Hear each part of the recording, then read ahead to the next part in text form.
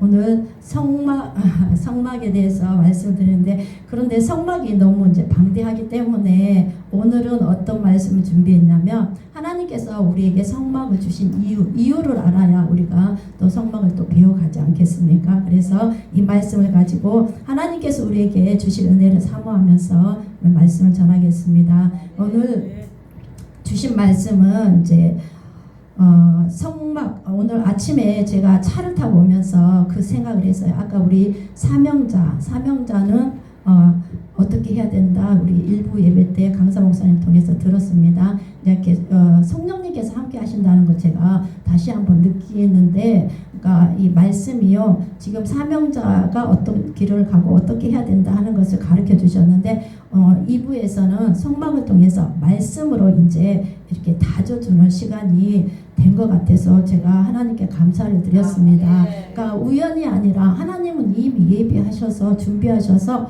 이걸 이끌어가고 계신다는 것을 제가 느끼는 거예요. 그리고 차 타고 오면서 그 생각을 했어요. 제가 성막을 배울 때 15년 전에 이제 제가 성막을 배웠는데요. 1년에 걸쳐서 배웠습니다. 그래서 성막이, 여러분, 천지창조는 창세기 1장에서 11장까지예요. 그런데 성막은 장장 50장에 하나님께서 그 말씀을 여기에 기록하셨습니다. 그러니까 성막이 얼마나 중요합니까? 그러니까 하나님은 우리가 어떻게 하나님을 알고 만나고 어떻게 섬겨야 되는지 바로 성막에 다 하나님께서 기록을 해 놓으셨다는 것입니다.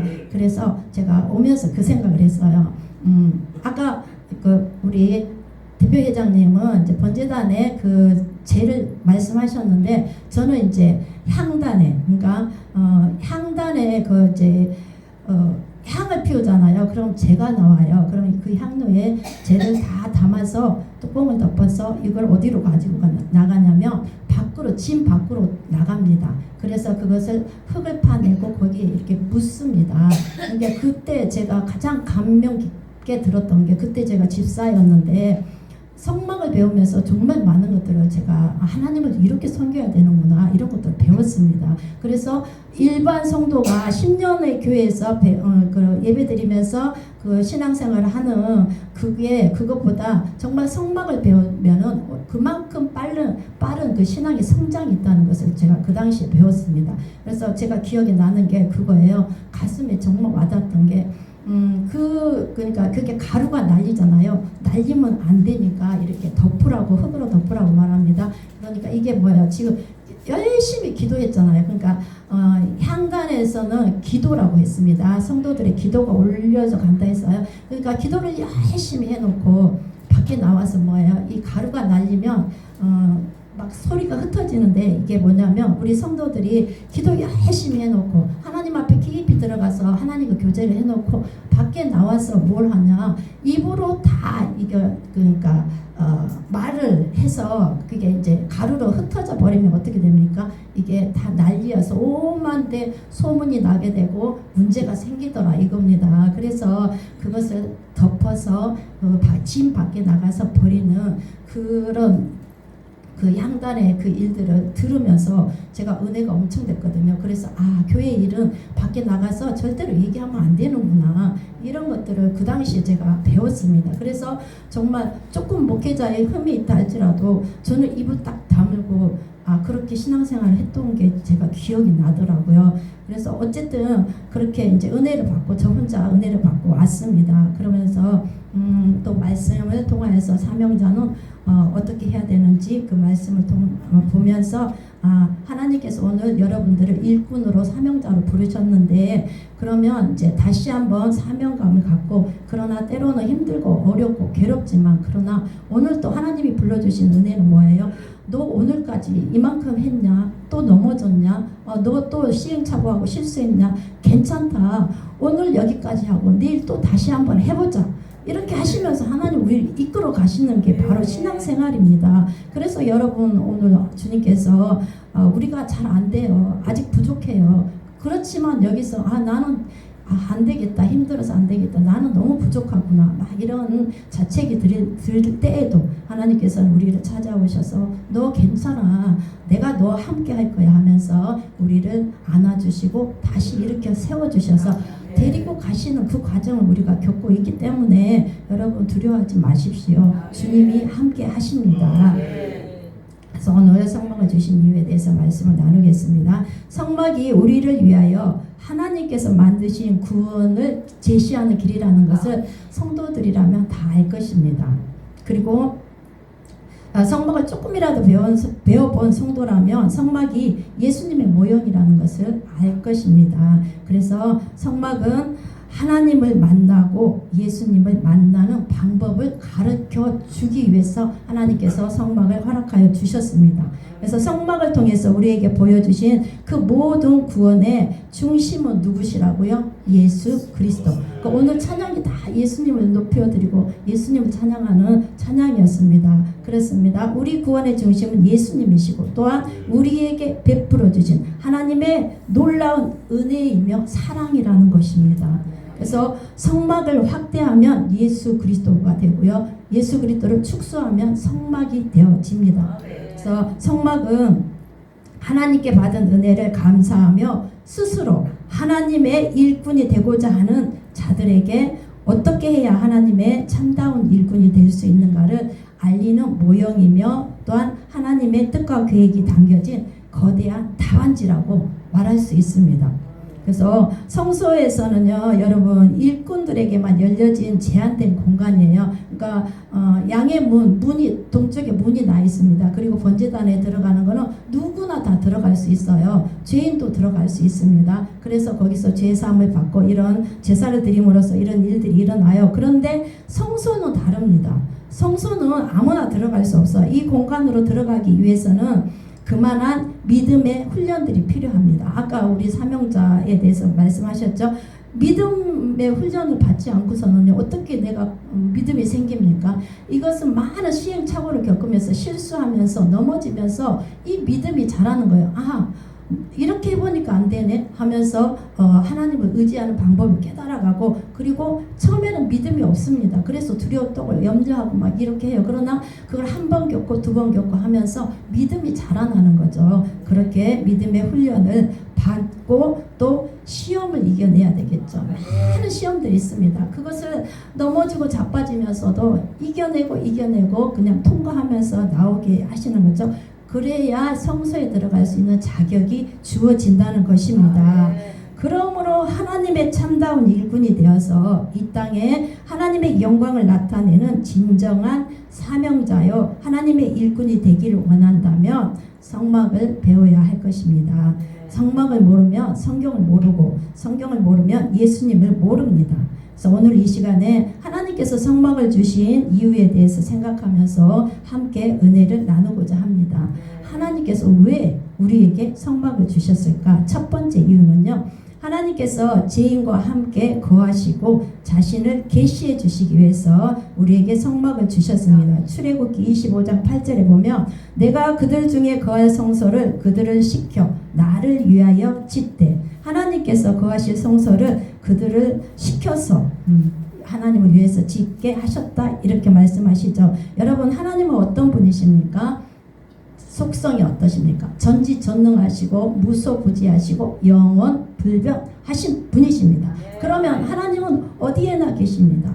하늘에도 계시고 지금 현재 이곳에 임재하여 주셔서 우리와 함께 하십니다. 그러니까 성령에 매어서, 그러니까 이 시간 지금 하나님께서 우리의 눈에는 안 보이지만 성령께서 지금 이 시간 우리의 마음을 만지시고 함께 하시고, 지금 우리의 눈은 안 보여지지만 하나님의 임재하심 안에 우리가 지금 예배를 드리고 있다고 믿습니다. 그런 예배를 하나님께서 원하시죠. 자, 그래서 하나님은 어디에나 계십니다. 그런데 특별히 하나님께서 장소를 정하시고 그곳에 거하시는데 그곳이 바로 성막이라는 것입니다. 그러니까 오늘날 교회는 또 어떤 곳입니까? 하나님께서 임재하시는 제단이라는 거죠. 교회라는 거죠. 그래서 다른 데서보다 하나님이 정해주신 그 교회에서 하나님의 임재가 있고 하나님의 사랑과 은혜가 넘치는 그런 역사들이 일어난다는 것입니다. 그래서 출애굽기 29장 45절에서 46절은 이렇게 기록되어 있습니다. 내가 이스라엘 자손 중에 거하여 그들의 하나님이 되리니 그들은 내가 그들의 하나님이 여호와로서 그들 중에 거하려고 그들을 애굽 땅에서 인도하여 낸 줄을 알리라. 오늘 본문 마지막 절이죠. 하나님께서 그들에게 계시로 나타내 보여주신다고 말씀을 하십니다. 그러니까 계시는 뭐예요? 나타내 보여준다. 베일을 벗겨낸다. 열어서 보여준다. 이렇게 이런 뜻입니다. 그래서 하나님의 뜻과 섭리를 사람들에게 친히 나타내 보여주시는 것입니다. 그래야 알잖아요. 우리가 뭐 신이 아니기 때문에 하나님의 그것을 모르잖아요. 그런데 하나님께서 나타내 보여주셨는데 그게 바로 일반 계시와 여러분 잘 아시는 신학교 때 다 배우셨죠? 특별 계시. 일반 계시는 그냥 모든 사람에게 우주 만물을 창조하신 하나님께서 인간에게 필요한 모든 것들을 다 주셨습니다. 해와 달과 별과 공기와 바람과 물과 이게 이제 뭐지? 과일이나 우리가 살 수 있는 모든 것들을 다 주셨다는 거예요. 그래서 로마서 1장 20절에는 이렇게 말합니다.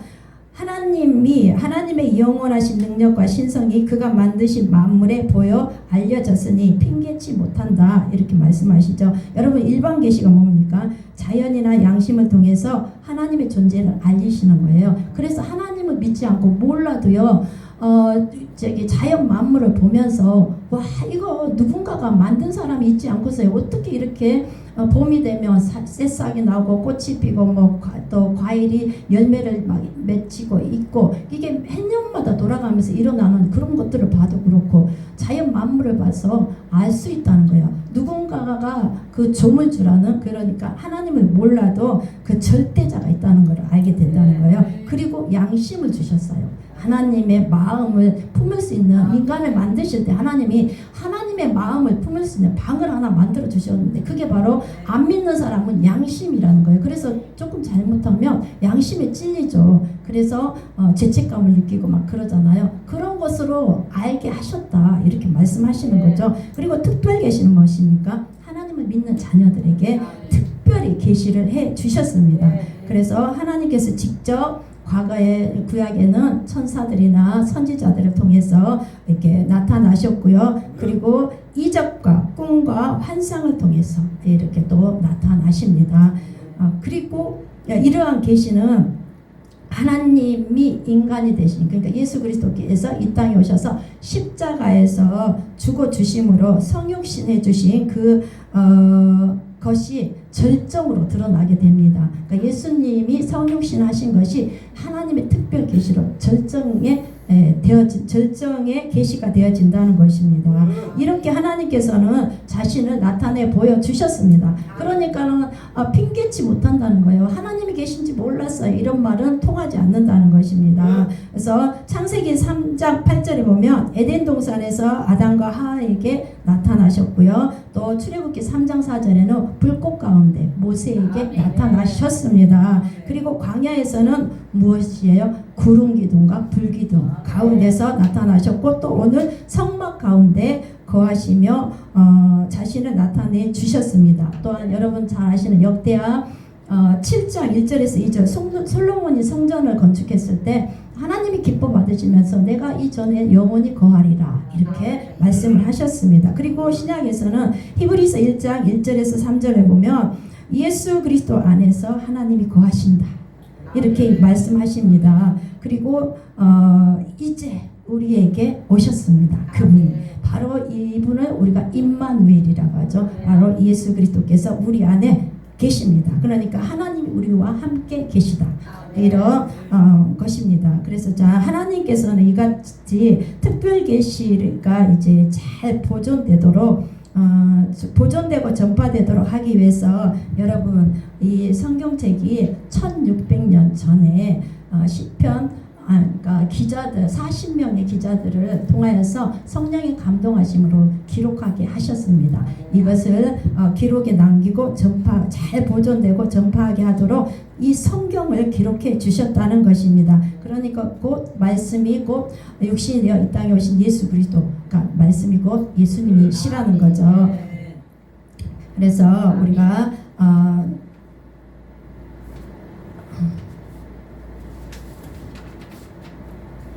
그래서 따라서 예수님을 본 자는 하나님을 본 것입니다. 그래서 요한복음 1장 18절에 보면요. 본래 하나님을 본 사람은 없으되 아버지 품속에 있는 독생하신 하나님이 나타나셨느니라. 아멘.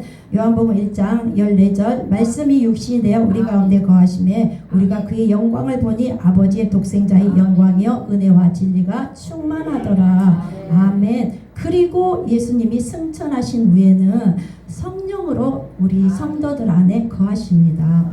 그래서 예수님을 믿는 성도들의 몸은 무엇이 됩니까? 성전이 되죠. 성령이 거하시는 성전이 되는 것입니다. 성령께서 기업의 보증이 되어 주셔서 하나님 영광을 찬미하게 하십니다.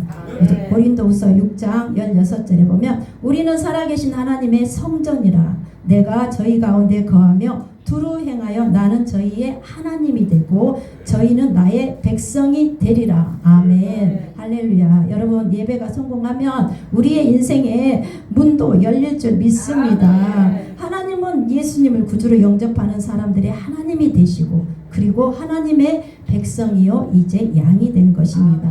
그래서 여러분 성막의 문은 항상 열려져 있습니다. 그리고 교회 문도 항상 열려져 있어요. 교회에는 문턱이 없습니다. 그래서 누구나 다 오라고 초청을 합니다. 그런데 여기에 반응하는 사람이 있고 초청에 응하는 사람이 있고 또 오지 않는 사람이 있죠. 그래서 하나님의 자녀와 이방인으로 갈려지게 되는 거죠. 그래서 여러분 교회에 오는 것은 세상에 무거운 짐을 지고 와서 예배를 통하여서 이것들을 다 내려놓고 가벼운 마음으로 희망을 품고 소망을 품고 돌아가는 곳입니다.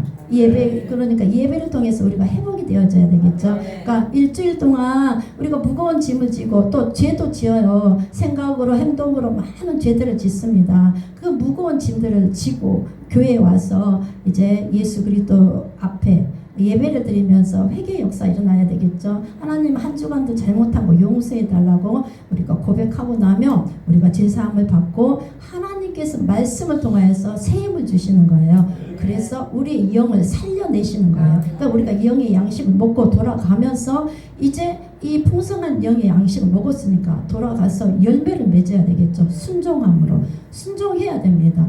그래서 열매가 맺혀지는 거죠. 그래서 이렇게 하나님께서 우리에게 성막을 주셨다는 것입니다. 그리고 두 번째 죄인들을 만나 주시기 위해서 하나님이 우리에게 성막을 주셨습니다. 출애굽기 25장 22절에 보니까 거기서 내가 너와 만나고 속죄소 위 곧 증거궤 위에 있는 두 그룹 사이에서 내가 이스라엘 자손을 위하여 내게 명할 모든 일을 내게 이르리라. 아멘. 하나님의 백성들 한복판에 하나님께서 임재해 계신다 말씀하시는 거예요. 오늘 해방문에 하나님께서 전제와 소제와 화제를 가지고 날마다 아침 저녁으로 와서 드리라고 하잖아요. 그래서 그것을 받으시고 하나님께서 이스라엘 백성을 거룩하게 하신대요. 그리고 거기서 만나 주신다. 이게 오늘 본문이 그런 뜻입니다. 그래서 하나님께서는 거룩하신 분이십니다. 그리고 완전하십니다. 하나님은 영광으로 충만하셔서 죄를 조금도 용납하실 수가 없는 분이십니다. 그러므로 죄인은요 하나님을 만날 수가 없습니다. 거룩하신 하나님을 인간은 만날 수가 없습니다. 만나면 어떻게 됩니까? 죽습니다. 그래서 노마 황제 트리안이 유대의 유명한 학자 여호수아를 만납니다. 그리고 이렇게 얘기합니다. 납비여 나에게 하나님을 보여주시오. 그러면 내가 믿겠소. 하나님을 믿겠소. 이렇게 얘기합니다. 그러자 납비가 대답합니다. 폐하는 하나님을 볼 수가 없습니다. 폐하가 하나님을 보면 죽습니다. 왜냐하면 죄로 부패한 인간은 하나님을 볼 수가 없기 때문입니다. 이렇게 얘기하죠. 그러니까 왕이 이렇게 얘기합니다. 납비여 그러한 말로 나를 설득시킬 수 없어. 나는 꼭 하나님을 봐야겠소. 그러자 납비가 그때 딱 정오였어요. 그러니까 뜨거운 햇빛이 내리쬐는 거예요. 그러니까 납비가 얘기합니다. 폐하 저 태양을 한번 바라보십시오. 그래서 왕이 태양을 바라보니까 너무 눈부신 거예요. 눈이 부셔서 볼 수가 없어. 이렇게 대답을 합니다. 그럴 때 납비가 대답을 합니다. 폐하, 사람은 피조물이쳐 태양의 광채도 바라볼 수 없거늘 어찌 창조주 하나님의 영광을 바라볼 수 있겠습니까? 라고 했습니다. 그렇습니다. 여러분, 죄인은 하나님을 바라볼 수 없습니다. 그럼에도 불구하고 죄인을 만나주시는 장소가 있습니다. 그것이 어디라고요? 성막. 맞습니다. 성막입니다. 바로 언약궤 앞에서 하나님께서 우리를 만나주신다 하신 것입니다. 그래서 성막은 예수 그리스도의 모형이라고 할 수 있습니다. 그러므로 하나님을 만나려면 예수 그리스도를 만나야 하고 예수님을 믿는 것이 바로 예수님을 만나는 것입니다. 그래서 이렇게 하나님께서 죄인을 만나 주셨으면 그 다음에는 또 말씀으로 가르쳐야 되겠죠. 뭘 알아야 하나님을 섬기지 않겠습니까? 그래서 세 번째, 인간의 삶의 중심인 것을 이게 순서가 막 바뀌었습니다. 그래서 세 번째, 죄인에게 말씀하시기 위해서 하나님이 성막을 주셨습니다. 레위기 1장 1절에 보면 여호와께서 회막에서 모세를 부르시고 말씀하여 이르시되, 전의 성경은 모세를 부르시고 가라사대 이렇게 말씀을 하십니다. 여러분, 교회는요 하나님의 말씀이 선포되는 곳이며 죄인이 하나님의 말씀을 듣는 곳입니다. 그러므로 교회에서는요 오직 하나님의 말씀만 선포되어져야 합니다. 우리는 교회에서 하나님의 말씀을 이해하려고 하면 안 됩니다. 교회는 하나님의 말씀을 이해시키는 곳이 아닙니다. 교회는 듣든지 아니 듣든지 이해를 하든지 못하든지 그냥 오직 하나님의 말씀만 선포되는 곳입니다. 여러분, 이스라엘에서는요 말씀을 낭독합니다. 그냥 낭독만 해줍니다. 그런데 우리 이방인들은 어때요? 왜 이스라엘 백성들은 이게 자기 모국어예요. 자기 나라 말이에요. 그러니까 굳이 설명할 필요가 없습니다. 그런데 이방인들에게는 이게 번역이 되어지잖아요. 영어로도 번역이 되어지고 각 나라 말로 번역이 되어지면 번역하는 과정에서 이게 약간 그러니까 번역이 잘못될 수가 있습니다. 그런 부분들도 있고 또 이게 이스라엘 말이기 때문에 설명을 해줘야 돼요. 그래서 우리 같은 경우는 이렇게 말씀을 선포하면서 거기에 조금씩 이렇게 설명을 해주죠. 주석을 보든지 여러 가지를 보면서 참고해서 이렇게 풀어주는 거죠. 그렇습니다. 그러니까 하나님의 말씀은 그냥 하나님의 말씀이 때로는 이해되지 않을지라도 선포되어지는 하나님의 말씀을 들어야 됩니다. 그리고 순종해야 됩니다. 그러면 전능하신 하나님이 여러분의 길을 영광으로 이끄실 것입니다. 그래서 교회는요 고난의 떡을 먹더라도 오직 하나님의 말씀만 선포되어지고 그 말씀에 순종할 때에 능력이 나타납니다. 하나님의 말씀이 능력입니다. 살아 역사하신 말씀이시기 때문입니다. 그래서 하나님께서 함께 하시고 책임져 주실 것입니다. 이렇게 제사장을 통해서 하나님의 말씀이 선포되어지면 죄가 무엇인지 알게 된다는 것이죠. 그리고 네 번째, 죄인을 받아주시고 용서해 주시기 위해서 이제 죄가 무엇인지 알았다면 이제 죄 사함을 받아야 되겠죠. 그래서 죄인을 받아주시고 용서해 주시기 위해서 성막을 주셨는데 레위기 1장 4절에 보면 제사장은 번제물의 머리에 안수할지니 그를 위하여 기쁘게 받으심이 되어 그를 위하여 속죄가 될 것이니라. 말씀 제가 계속 읽어드리겠습니다. 히브리서 4장 20절 그 송아지를 속죄제에 한 것 같이 할지며 제사장이 그것으로 회중을 위하여 속죄한즉 그들이 사함을 받으리라. 아멘. 여러분, 이스라엘 백성이 죄를 지으면 이제 흠도 없고 점도 없는 그 숫송아지나 양을 제사장에게 끌고 가서 제사장에게 줍니다. 그러면 제사장은 그 양에게 안수를 하고 죄인의 죄를 그 양에게 전가시켰습니다. 그리고 그 짐승을 잡아서 번제단에 불사르죠. 그리고 그 피를 뿌립니다.